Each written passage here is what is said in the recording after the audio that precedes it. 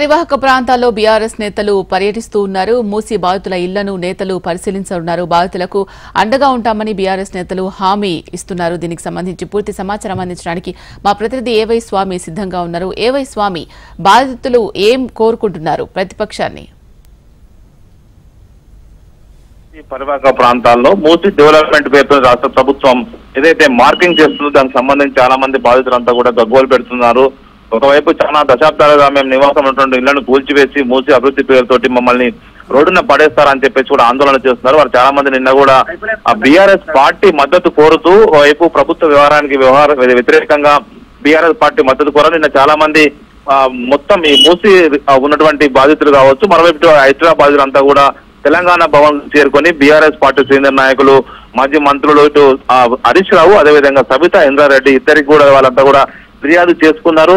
పెద్ద ఎత్తున కూడా పార్టీకి సంబంధించినటువంటి కార్యకర్తలు, నాయకులందరూ కూడా వారికి మద్దతుగా ఒకవైపు నిలుస్తూ ఉన్నారు. రాష్ట్ర ప్రభుత్వం ఒకవైపు ఇటు దాదాపుగా 1,00,000 కోట్లకు పైగా వెచ్చించి మూసిని ఒకవైపు రివర్ ఫ్రంట్ కి సంబంధించినటువంటి మూసి అంతా కూడా ఒకవైపు డెవలప్మెంట్ చేస్తా అని చెప్పి ప్రయత్నం చేస్తుందో, ఆ సందర్భంగా చాలా చోట్ల కూడా ఒకవైపు పెద్ద ఎత్తున కూడా ఒకవైపు ఆ ఇళ్లకు మార్కింగ్లు చేస్తున్నారు, ఇల్లు కూల్చివేస్తారని చెప్పేసి కూడా వారంతా కూడా ఆందోళన చెందుతున్నారు.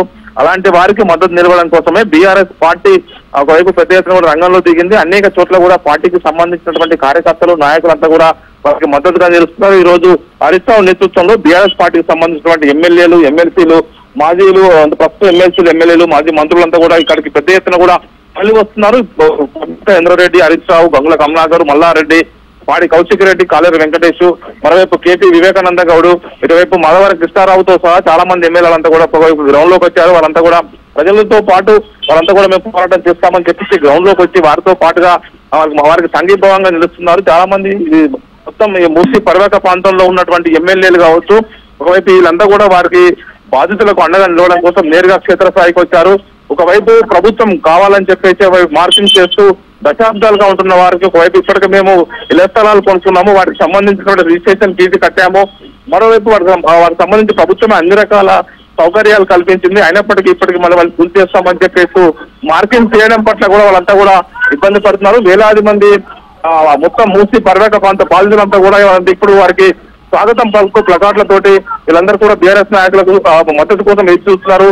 హైదరాబాద్ కోర్టుకు ఇప్పటికే హరీష్ రావుతో పాటు మిగతా నాయకులంతా కూడా ఇక్కడికి చేరుకున్నారు. వందలాది మంది కార్యకర్తల నాయకులతో కూడా బీఆర్ఎస్ పార్టీ నేతలు వారికి సంఘీభావంగా ముందుకు వెళ్తున్నారు. ఒకవైపు పెద్ద ఎత్తున కూడా పోలీసులు కూడా మోహరించి ఒకవైపు ప్రభుత్వం కూడా బందోబస్తు కల్పిస్తుంది.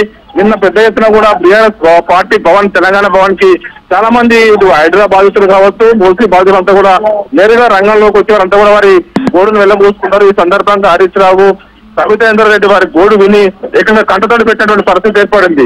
ఇప్పుడు హైదరాబాద్ కోర్టుకు చేరుకున్నటువంటి బీఆర్ఎస్ నాయకులు ఈ మూసి పరివాహక ప్రాంతంలో అయితే ఆ మూసి రివర్ ఫ్రంట్ ఏరియాలో మార్కెట్ చేసిన ఏరియా ఉందో వాళ్ళందరితో కూడా మాట్లాడుతూ ఉన్నారు. Right, thank you Swamy.